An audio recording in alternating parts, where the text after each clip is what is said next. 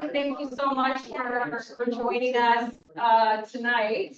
So obviously you're here to learn what happens when the berm breaks. And we're going to get to that shortly. We're just going to do a couple of introductions here. So I work with American Rivers. My name is Lisa Ronald, and I'm one of the co-funders of the study that you're going to hear about tonight. And just want to introduce our organization really briefly. So most of the work that I do is river protection work. Obviously, we're talking about restoration here tonight. We like to protect rivers when they're clean and cold and copious. We have a lot of those here in Western Montana. So a lot of the work that I do is putting rivers in protective status before we get to the point of restoration, which is what we're here talking about tonight. That is part of the portfolio of work that we do. And then introduce our next organization here, and we'll continue through the lineup.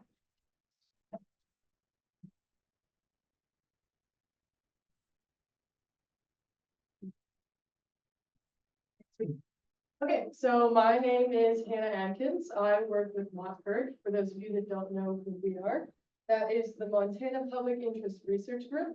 So we're a student-led and funded nonpartisan organization. And we kind of have our fingers in a lot of things. We do a lot of tenant landlord and consumer rights stuff. Really the promotion of youth engagement, civic engagement, voter registration. But we also do a lot of protection of the outdoors. So we've been on, I believe, since spring of 2023, partnering with American Rivers and Hardcore Coalition to work on the Smurfit initiative too. And we've done Frenchtown canvassing, we do EPA comment collection cards, and a lot of outreach and awareness. And I will introduce the group of the Hardcore Coalition.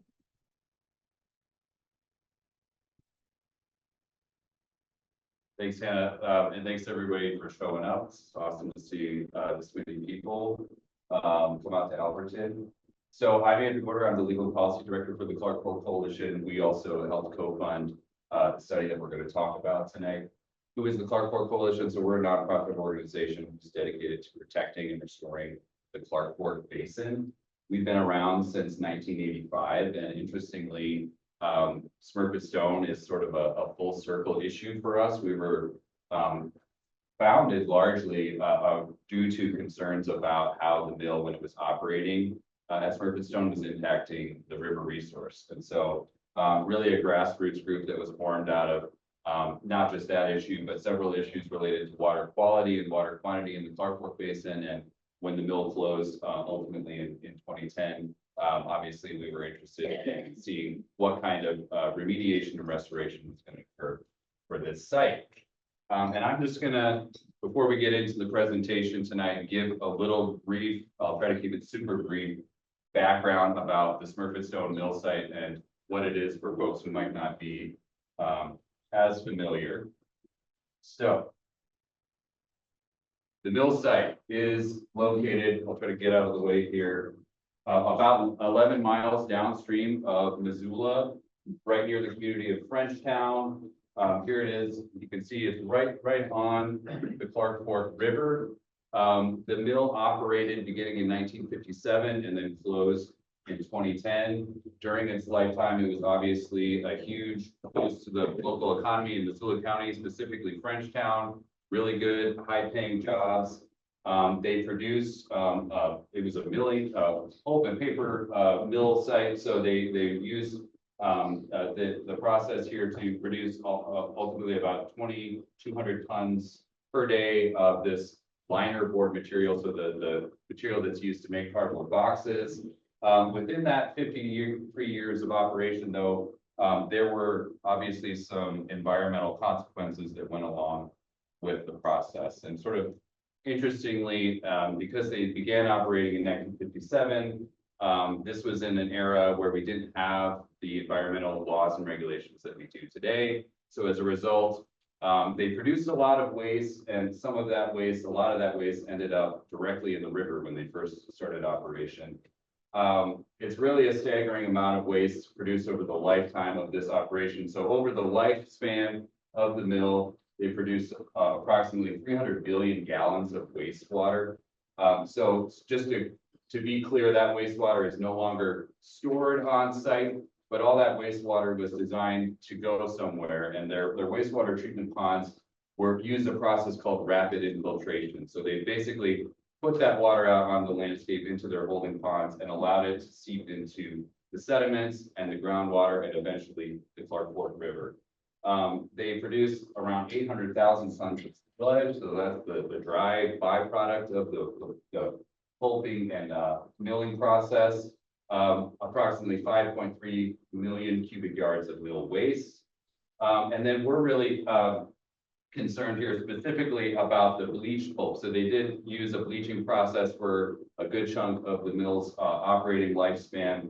And that eventually created a lot of dioxins and furans, which are one of the main contaminants of concern at the site.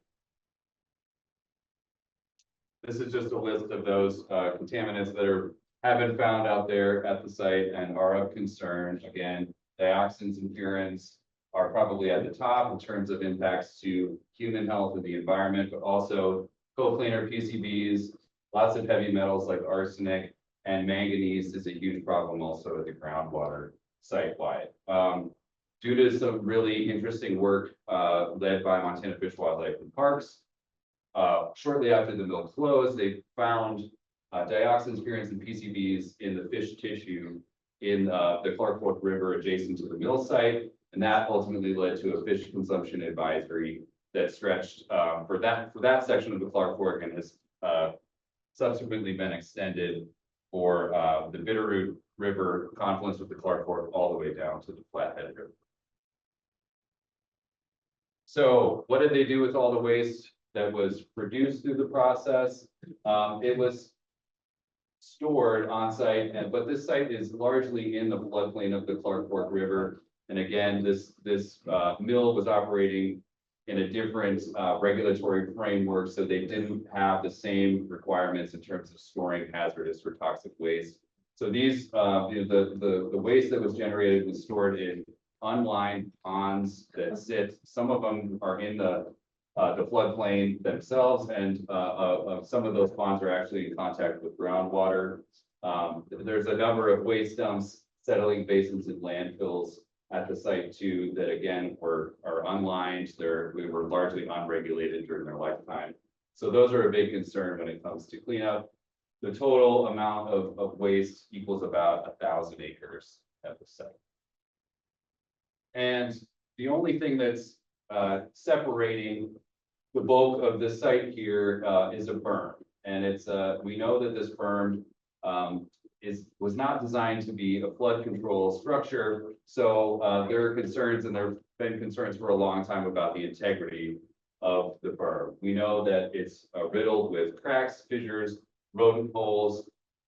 It's not really maintained, or it was never designed to be a flood control structure. So a big question in the mind of the stakeholders who are concerned about the future of Smurfit-Stone is what's going to happen to this berm. And I should mention during the most recent high flow event that we saw on the Clark Fork River, which was 2018, that was a 25-year flood event. That it actually necessitated an emergency shoring up of the berm because there was a visual plume of contamination that was seen leaching into the river. So where are we at in the process for a cleanup? As I mentioned, the site closed in 2010, and we've been in roughly the Superfund process since that time, kind of starting initially in 2012 or 2013. It's not a officially designated Superfund site, and that's because the parties that are responsible for cleanup have entered into an agreement with the EPA to sort of work through all the steps of the Superfund process and fund the investigation and ultimately pay for the cleanup that will happen out at Smurfit. So right now we are in this phase right here, the remedial investigation phase. EPA is still collecting additional data. And then the next step in the phase will be what's called the feasibility study, where EPA and other stakeholders will start analyzing actual options for cleanup at the site. I will mention quickly that the EPA after the efforts largely led by the Frenchtown Community Advisory Group and, some other stakeholders, Missoula County is conducting additional sampling to further characterize the site, which is great because we're getting additional data that's needed to lead to a comprehensive cleanup. So that's kind of the quick and dirty of the background. And I'm going to kick it to Sam Carlson, the staff scientist for Clark Coalition, to give some quick context for the study that we're going to hear about tonight. All right, thanks, Andrew. Thanks everyone for coming. So we're concerned about this site in part because of its proximity to the river. As Andrew mentioned, a large portion of the site is in the floodplain.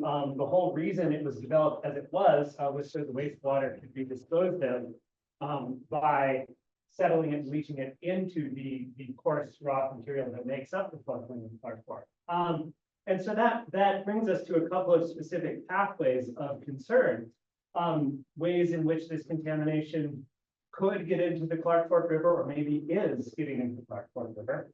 The main one that we'll focus on today is this surface flooding and erosion pathway. So if there's a severe flood, if it breaches the berm, that an event like that could it could erode, it could suspend, and it could mobilize a lot of this contamination, potentially dumping it right into the river and transporting it downstream. That would be a very rare event, but it would be extremely severe. And so we feel like it poses a substantial risk to Frenchtown and downstream communities. And the berm offers some protection, but as Andrew mentioned, it was never engineered to fully address that risk and to prevent the river from actually flooding or encroaching upon the site. So there is limited protection offered by the berm. So that's what we're going to be talking about today. But I do want to mention that this surface flooding and erosion pathway is not the only one. There's certainly the possibility of a groundwater pathway. There could be slower movement of these contaminations through the groundwater that connects the site and the river. EPA is investigating that. It's not easy. It's an ongoing process. We appreciate their work and we're very engaged in that. It's slow, steady, it's difficult to measure. There are other pathways of concern also, wind erosion. There could be biological pathways. But for today, we're really focusing on this surface flooding and erosion pathway. And so I want to talk a little bit about the flood risk posed to the Smurfit site. This is a photo taken by Chris Boyer during the 2018 flood. And the first thing I want to point out is that, so we're looking downstream, that's the Smurfit site on the right here. We're not even seeing the entirety of it, it's such a large site. On the left, we are literally up against the mountains. So whatever happens, the river is not going left. Relative to those mountains, this berm is tiny. So during a large flood event, the power of a flood inevitably confronts the berm. The other thing, a lot of this site has wetted up when the river water comes up during a flood. And the 2018 flood is the largest in recent memory. When the water comes up in the river, we do see evidence of water moving into the site, although the berm was not quite breached during the 2018 flood. So it's a reasonable concern. This is our starting place. This is our motivation. We want to understand the extent of this flood risk and what we may need to do to minimize it. And in order to do that, we need to talk a little bit about flood frequency and probability. And I just want to sort of talk through the language.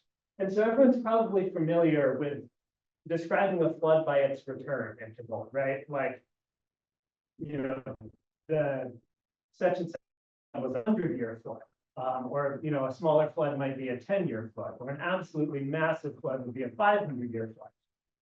That language can be a little bit misleading. It's the common way we talk about floods, but it misleads us, and that's because each year is actually a separate and independent chance of a flood, right? So if we have a 10-year flood last year, it doesn't mean it's going to be 10 more years before we see another one, because each year is an independent chance of that flood. So I'm going to introduce some different language that's going to help us understand the likelihood of these floods a little more accurate. So I just threw together a quick table here. So for a 10-year flood, it's not incorrect to call it a 10-year flood, but we might be more accurate or more precise if we call it a flood which has an annual chance, a 1 in 10 annual chance, right? And then because we are scientists and engineers and we love acronyms, we have turned that into the annual exceedance probability, AEP. So I apologize for that. The annual chance and the AEP are the same thing. AEP is given in percent, I'm given chance as 1 in 10, 1 in 100, 1 in 500. So a 500-year flood would be a 1 in 500 event. It would have a 0.2% annual exceedance probability, AEP. The 2018 flood, that was about a 25-year event. I think it was actually slightly smaller, maybe like a 23-year event. And so every year there's about a 1 in 25 chance of a flood as big or bigger than the 2018 flood. So that's a 4% chance of a flood that big or bigger. And the reason I'm introducing this alternate language is because it helps us to understand how these risks accumulate over time. And it makes sense. Over a longer period of time, we just accumulate greater risk of a flood event. And so, we don't need to run through the math, but because the contamination at Smurfit is so persistent, many of these things are just elements, they don't cease to exist. And the organic pollutants are so persistent, it's unfortunately, we're looking at many hundreds of years of lifespan for many of these contaminants. We need to consider the flood risk for as long as the contamination is present at the site. And for that time, each year is an additional chance for a flood. And so that's why this overall risk increases. So for example, in a 50-year period, we accumulate a 40% chance of at least one in 100 flood, or a 1% annual exceedance probability flood, right? So we've gone from 1% annual exceedance probability to 40% probability in a 50-year time span. And then the 1 in 500 flood, right? Absolutely massive flood. Over that 50-year period, it goes from a zero, oh, that's a typo, that should be 0.2% annual exceedance probability. Here I am showing you numbers and they're not even right. So that goes, 1 in 500, that sounds like it's just not going to happen. But over a 50-year period, which is not very long relative to the contamination we're talking about here, that turns into about a 9.5% chance. So even these rare events, they are very improbable in any given year, but over the time frames we're interested in, those chances become fairly significant. And so there's two more things I want to do. Firstly, I just want to give a little more context on large floods in Montana. They happen. Not every day, not every year. This is the Yellowstone 2 years ago. This is the upper Yellowstone. It's just within the park boundaries. This thing was absolutely massive. In fact, I had some students look at the data set that existed prior to this flood and use that to try to calculate the likelihood of this flood. And it didn't work. You can't even say it's a 1 in 500 event. The method doesn't work. The numbers fall apart. And so let's look at this record here. Here's the history of floods on the Yellowstone. This record goes back I believe 1890 is the first record. This is the gauge at Horwin Springs in the southern part of the Paradise Valley. Here's the 2022 event, right? So, is it a 1 in 500 event? Is it a 1 in 1,000 event? I don't know. You can if you buy Chris and I enough beers, we can answer that question for you. Or we can try. But regardless of that, we don't need to get distracted by that. The unavoidable takeaway is that these extreme and difficult to conceptualize events, they do happen. And so that's our motivation for trying to take a fresh look at the flood risk at Smurfit-Stone. And that's why I'm with Clark Coalition, that's why we work together with American Rivers and with MontPIRG to seek out and hire the River Design Group. They're based out of Whitefish. We're really lucky to have this, combination of local knowledge and expertise. And so we've hired them to do an assessment of what berm failure at Smurfit-Stone might look like. And so without further ado, I want to introduce Chris Nelson, who's he's the main event tonight, and he's going to tell us about his effort. Thanks, Sam. My name's Chris Nelson. I work with River Design Group Whitefish. I'm an engineer working on river flooding restoration projects for about 23 years. I think, one of the things that I want to echo about what Sam said is that big floods happen. Seen big floods happen here in Montana. Seen big floods happen out in Washington. And the interesting thing about them is that even though we can't necessarily pin them down to some precise number about the probability of them happening, they do have consequences. And I think that's the important thing that to remember is that risk is not just some probability, but it's that probability combined with what's the consequences of something. If you what's the probability of you tripping, it's getting your knee, that's maybe a trivial example. But in this case, while the probability of an event large enough to cause these berms to fail might be small, the consequence is large. I think that's the main takeaway. Sorry, letting a cat out of the bag at a time. But the work that we did kind of centered around taking a look at the potential failure of the berm. It involved looking at hydrology, like Sam just mentioned. So we spent some time looking at frequency of flooding and trying to come up with some numbers that we could use to describe size of the flood and the probability that might happen. Just to put those flows into context. We did some hydraulic modeling. We took a look at how those flows translate into flow patterns on the ground. We did some mapping work, so I'll show you some examples of that. We did then follow that up with doing an analysis of different ways that those berms could fail. We'll talk about three primary ways that could happen, and then what happens if those berms fail. So the Smurfit-Stone site is located here downstream of Missoula. Here's a picture of the Clark watershed. The portion of the watershed that's upstream of the site includes the Railroad River and the Upper Clark River, which combined to form about 9,000 square miles of watershed. About 2/3 of that is the Clark River watershed, and a third of it is the Railroad River.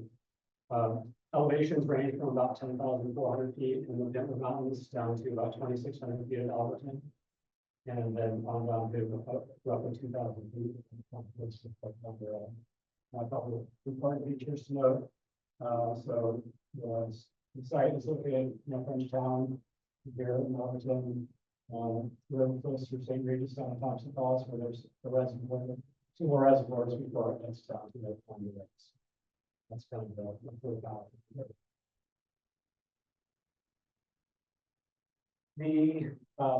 The site itself, as Sam described, and he described, consists of kind of the core industrial area, some sludge ponds, holding ponds, and sorry, the blue areas are the wastewater ponds. So, the berm is this the purple line that runs for about 4 miles along the edge of the holding ponds. The river is sort of sandwiched between the berm and the hillside on the left.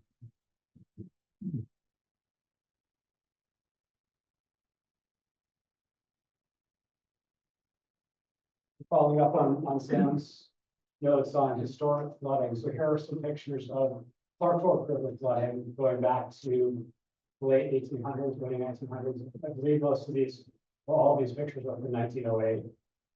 Here's a picture at Milltown Dam, with a flow of 48,000 CFS pumping through it, log jam on the Blackfoot River upstream of the old, what is now pedestrian bridge, the railroad bridge.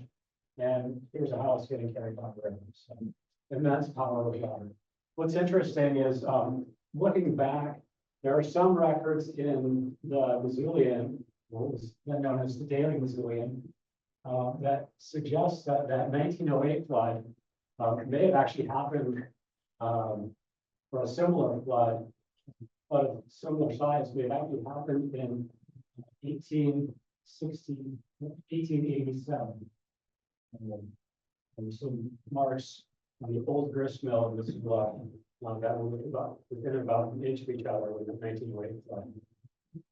So, well, again, big floods happen. They do have consequences. Here's a picture of the recorded flow record for the Blackfoot River downstream of Missoula. That's just below the confluence with the Railroad River. You can see here flows vary anywhere from roughly 10,000 CFS up to mid-50s. And those have happened, those larger flows have happened a number of times over the 100-year period of record. Here are some flood levels that were calculated using those flows.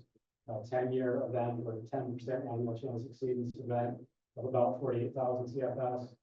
A 25-year event, we got 56,000 CFS and 66,000 for the 100-year event. 1% annual chance event. And again, it's important to keep in mind that these are just numbers that we use to put these flows into context, but much larger flows are quite possible. And so, looking forward, we wanted to get an idea of what flows can we expect over the next 100 years. So, University of Washington and Oregon State University teamed up and worked on a study for about the last decade, trying to come up with a picture of what that might look like. They have a research group that's formed that has evaluated all of the available climate data and different methods to take that climate data and translate that into what sort of flows can we expect in the river. They looked specifically within the Columbia River Basin at close to 400 locations, and they used a number of different models. They looked at, say, for instance, 25 different climate change scenarios, and they narrowed that down to about a dozen. And then they looked at different ways to take the climate information and translate that into rainfall and snowfall. We used a couple of different methods to do that. And then a couple of different methods to translate that rainfall and snowfall into flow down the river. And at the end of that kind of process, they came up with what they felt were the best methods they could to predict what flows would be in the flood and the rivers that contribute to the Columbia River. And they came up with 172 simulations for each one of these locations that represent the potential range of conditions that we might see. There's two sort of distinct groups within that set of data. There's one set of scenarios that are based on the moderate representative concentration pathway. Big word for just saying like how much greenhouse gases is the atmosphere trapping and what sort of warming is that going to lead to. So they looked at a moderate scenario and a fairly extreme scenario, kind of worst case. So I'll show you some conclusions from that study and some data from that in the next slide. But overarching conclusions from the study are that the warming is going to lead to more frequent rain events, larger rain events, less snow, thinner snowpacks, earlier melting of snowpacks, and also some effects in the low flow areas. Typically, some areas are seeing more dry periods during the summer, more potential for drought. Interesting results from the study also suggest that there are some different sort of regions within the Columbia River Basin that would be affected differently. For example, the Snake River Basin, they found that the potential for large floods in that portion of the basin actually went down a little bit based on the kind of consensus of the data. The portion of the Columbia River that we're in the northwest sees an increase in the potential for large floods. And you sort of combine those two and you get down to the main Columbia River near Portland, and they're seeing kind of a very little change over the long term. So they kind of looked at this at a bunch of these different locations and then tried to come up with, what are the overall effects in these different regions. And then they published all of the data that you can see in the next slide. And so this gives you a look at the antecedent probability for the two relative concentration pathways, moderate change scenario, and sort of the extreme scenario here. These are for probabilities ranging from 1% or it's an annual event all the way up to 500-year or 0.2% chance event. And in the moderate scenario, we see 100-year, 1% annual chance floods in the 90 to 92,000 range. That's sort of the middle of this line of data, or the center of the distribution of the data. So that's the area that more of the predictions are sort of focused. For the more extreme area, you see a median of 95, roughly 95 to 98,000 CFS. So significant increases from our current 66,000 CFS event to somewhere in the 90 to 95. So almost a 30% increase in the potential for large floods. We took those flows and kind of a table summarizes that data. So these numbers are the numbers from the FEMA flood study that was based on historical data. And then these two columns of numbers are from the University of Washington study that looked at the moderate change scenario and the high change scenario. And we're using the numbers of this high change scenario as kind of some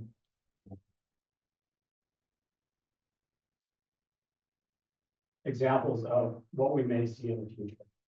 Same information showed on this plot on the lower left. So the blue line is based on the historical data, the 100-year flow of about 66,000 CFS, and then the two future scenarios bumping up to the 90 and 90.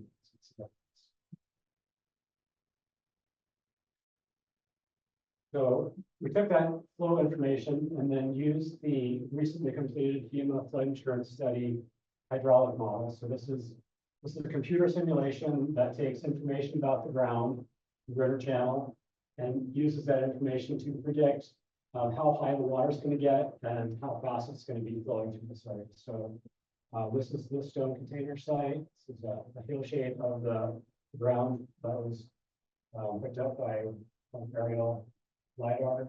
And you can see the river channel along the hillside. This one on the left here, these are cross-section lines where we kind of sample the ground and use that to predict how high the water is going to get through the site. This is a profile showing the water surface elevations for those three flows that I mentioned, as well as the bed of the river is this black line, and the top of the berm, which is the top of this gray line. So this is the upstream end of the Smurfit-Stone site, and you can see that at the upstream end, the current 100-year flow, actually through the entire site, current 100-year flow is a couple of feet below the top of that berm. In the future scenarios, at 100,000 CFS, water begins to overtop the berm in several places. And then the future 500-year event, you see up to a foot to a foot and a half of overtopping in a couple of places along the berm. So there is significant flow that could flow through that site and go into larger sediments. So that was our first look at the kind of the potential for flooding through the site, and then we took that information and refined it a little bit more using a two-dimensional flow model. So this lets water go not only in one direction downstream, but it also lets it flow left and right throughout. Okay, so we could see what would happen through the site as water enters and flows through the site. And here are some maps that show the results of those simulations. So these maps show the depth on the right and the velocity of flow on the left for the current 100-year or 1% annual chance event. You can see again, here's the stone container site. See the width of flow through the river must be fairly wide at the upstream end of the site and gets constricted as it flows down through this area between the berm and the hillside on the left, and then expands again as you get out to the French town. The shades of blue represent different depths of water in the river, ranging from 0 up to about 12 feet in this scenario. And then on the right, on the left, sorry, the velocities range from 0 to roughly 10 feet per second. The red covers as the water gets constricted to that area between the berm and the sea. So again, you see that constriction as the water gets kind of squeezed together, it sort of rises up and flows faster. So move the same amount of water down through this constriction. So same maps for the future 100-year flood event, where we see water getting again squeezed as it enters the site and actually overtopping holding pond 2 here and a little bit in the holding pond 1. And so there's potential in this future 100-year scenario for water simply overtopping the berm and flowing into those areas. As well as you can see in the picture on the right, very high velocity flow that's pinned right up against this bank in several, or up against the berm in several places along the length of that berm. And those are the areas where we focused on the berm coverage. And then this third picture shows what would happen potentially in a future 500-year event where you have water flowing across the tops of all of these outer berms and across the tops of many of the inner berms throughout the site. So water flowing all through the former floodplain through the site and fairly high velocity flow again up to velocities up to 12, 13 feet per second in several areas right up against the berm. So again, those are areas where we for the berm breach simulations of berm. So thinking about how do berms fail, you've got a big pile of dirt, you got water on one side that's fairly high up against this pile of dirt, and you got water that may be low or high on the other side. So we looked at 3 primary ways that these berms could fail.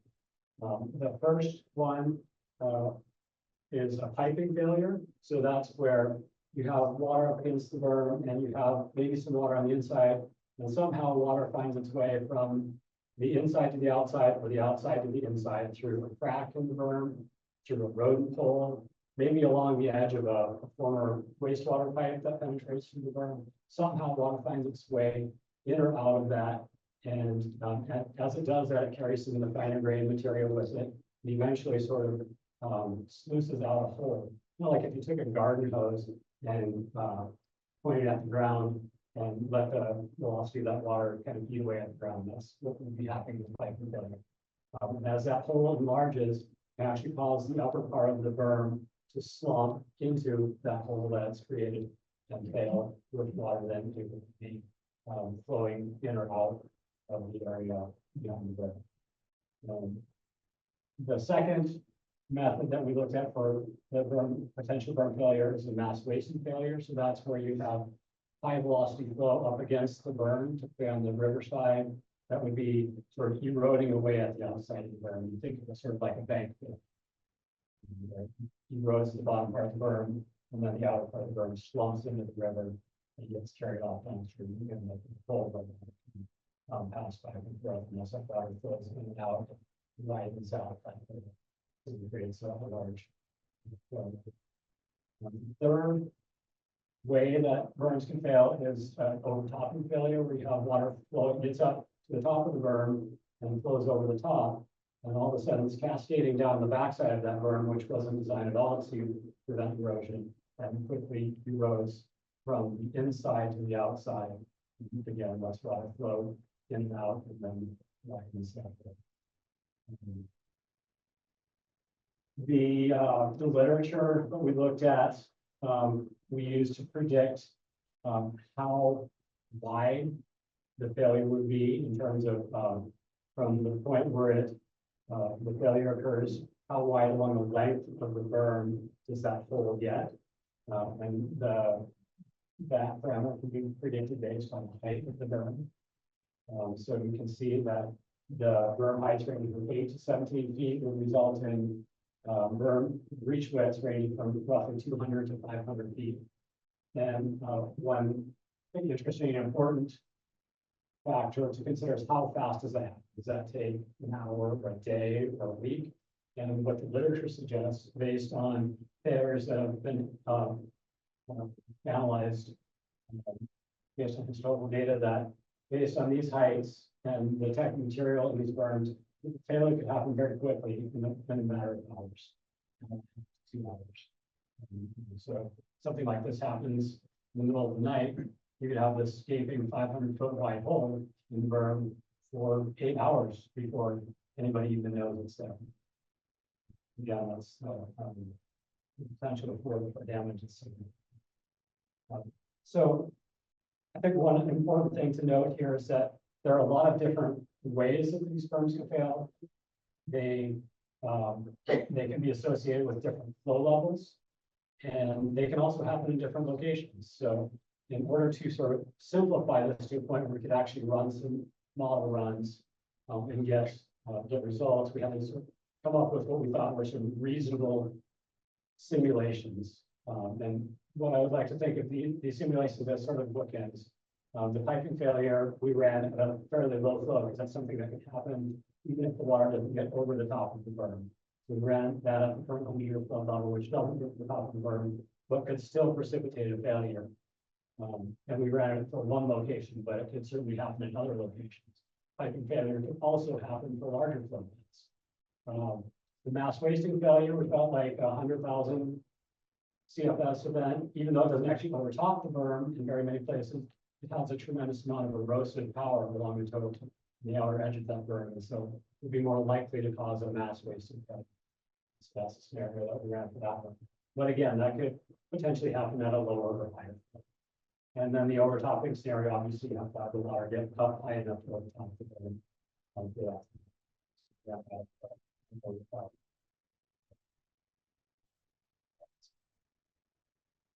So I'm going to show some results from these failure scenarios, and the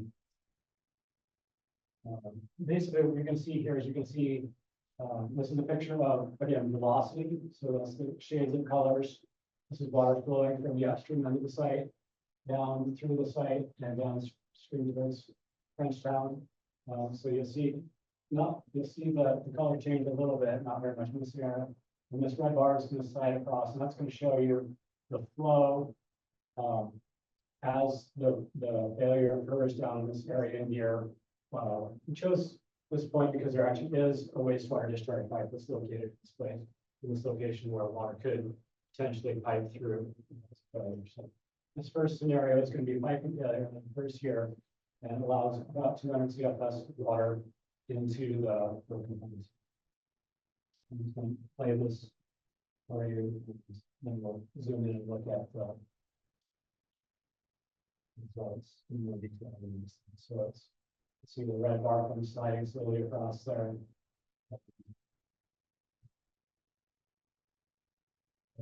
Here, the failure actually occurs, and you'll start to see water coming into this holding pond. In this scenario, water basically flows into the holding pond, and then the flow peaks, and the river starts to recede, and we don't see any flow out of the berm. Not saying it couldn't happen, or it could be water inside the holding pond already, and as that failure occurs, you could have some water discharge. It's just an example of a piping failure.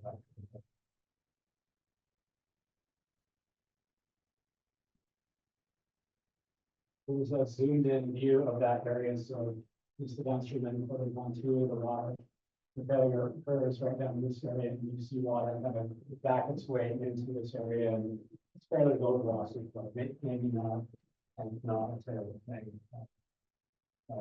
Still potential for some water to. Second failure scenario is the mass wasting breach. So in this scenario, you're going to see a breach happen as you see some high velocity flow up against the bank here. We assume that this fails and water enters holding onto again. And you can see what happens. You see it flows up to about 10,000 cubic feet per second flowing through this breach into this holding pond. And then water then flows back into the river. 4,000 cubic feet per second moving back in the grid.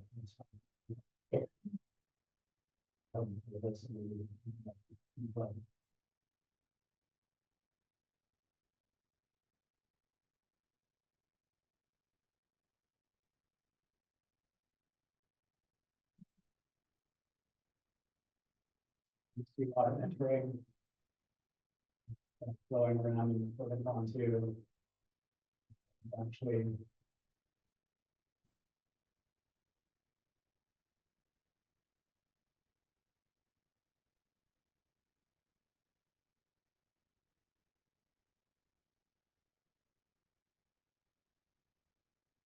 At this point, the water is stopped filling the pond and it's receding, and then water is flowing back.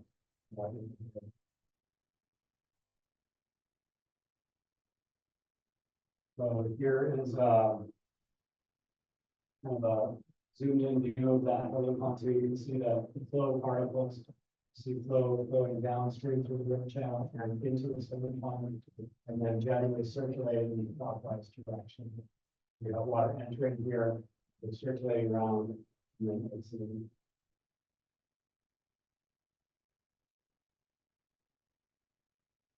And then here is water again, with the summit downstream, the tail end of that, the water is flowing on. Also, you see here that there is potential for water to overtop this inner berm and flow into this holding pond one area. It flows around in this area. So another potential problem.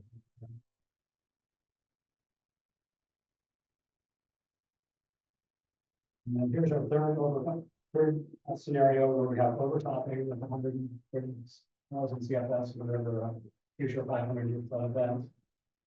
You'll see failure that occurs upstream and holding pond two. But again, that failure could occur in one of several locations along the length of the berm in any of those holding ponds. So go ahead and play this.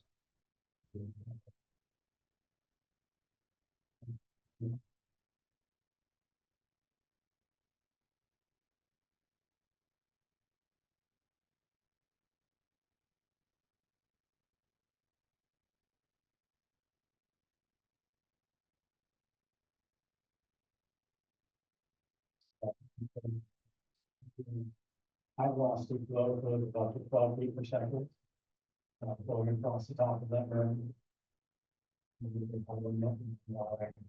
Water sort of flow in and down from across the tops of these inner berms, and sort of like a domino effect, cascading failures throughout the inner portion of these holding ponds, and essentially reoccupying the former river channel.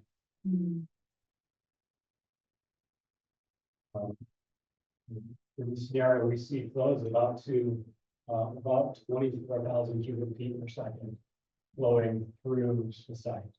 It's, half as much water was flowing in the river in 2018. It's a significant amount of flow through the site. Through and out of the site. One of these.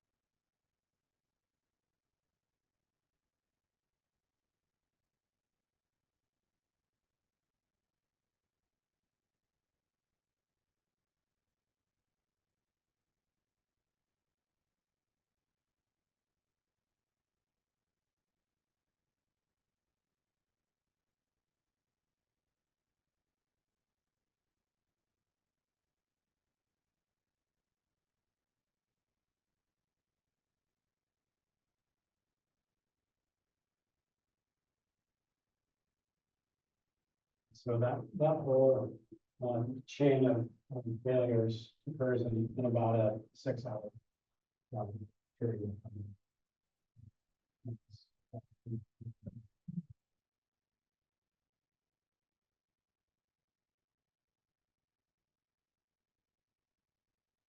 And we summed up that data to kind of give to get an idea of water that's flowing through the site. So each one of these burn failures is a separate, essentially a separate event. So we have the first failure at the end upstream end of Alberton Pond 2 that then goes across these berms, and we summarized how much what the peak flow magnitude was across each of these breaches, as well as the total volume of water that flowed through each breach. And you can see, flows up to about 23,000 cubic feet per second, ranging from about 16 to 23,000. That's probably because there's some exchange with the river as the water flows down through the site, and volumes of roughly 40 to 60,000 acre feet of water through each of those analysis points. So again, these are representative scenarios. So these are potential events that could happen. You could have a piping failure that combines with berm overtopping or different combinations of those types of failures. But the end result is essentially the same. You have a failure of the berm, you have water enter this contaminated area, and then water getting back out into the river that's contaminated. And once it gets back out into the river, the materials that are in these holding ponds are generally fairly fine. And so they would mix well with the river water and then be dispersed across the floodplain as they move downstream. And that's kind of the take home for this slide is what happens with the contaminated material that gets into the river. So here we've got the Smurfit-Stone site, and the water's flowing down along the site, and as that contaminated water gets out of the site, it's well mixed, it disperses across the floodplain and out into these areas, flushed down slough, down to Alberton, and whatever contaminated material doesn't settle out in these floodplain areas in Frenchtown area, then get drained back into the main river, goes through Alberton down to St. Regis and then Thompson Falls. Summer.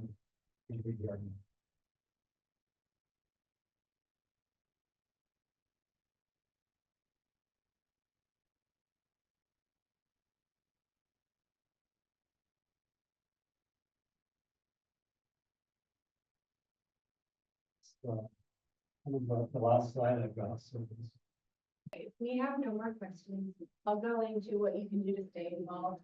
Some of you are deeply, deeply involved. Many of you maybe are semi-involved, and some folks may not know very much at all. We have a sign-up sheet for collecting emails. We'll keep you up to date, not only about Smurfit and other fun activity, but also important news across the watershed. Also highly recommend signing up for newsletters from American Rivers, MontPIRG, but on especially items like this. CFC tomorrow will be sending out to our subscribers a video recording of the presentation, also a slide deck. I think that it's pretty hard to see the slides on the presentation itself. In that recording, so we'll send you a slide deck and send you some more ways to get involved. We'll send a link to more info about the CAG meetings, which are the first Thursday of every month, and other learning opportunities. So I highly recommend doing that. And then talking about funding on a much smaller scale, to pull together funds for a study like this is no small feat for nonprofits. And so we do have some other funders to thank. The Rhodes Family Foundation is an excellent foundation that really gives dollars to making our central place safe, healthy, giving us clean environment to live in. They donated some to this. We have some private donors as well. Hellgate hunters and anglers also donated a significant amount to this study as well. And we had Frankie Global Learning Initiative through them. It was an experiential class of freshmen who were given the opportunity to act as foundation and select a nonprofit cause, and they donated a decent amount of dollars to this. So that made all of this happen. I'm giving credit for consenting. And hopefully mobilize more of you to get involved.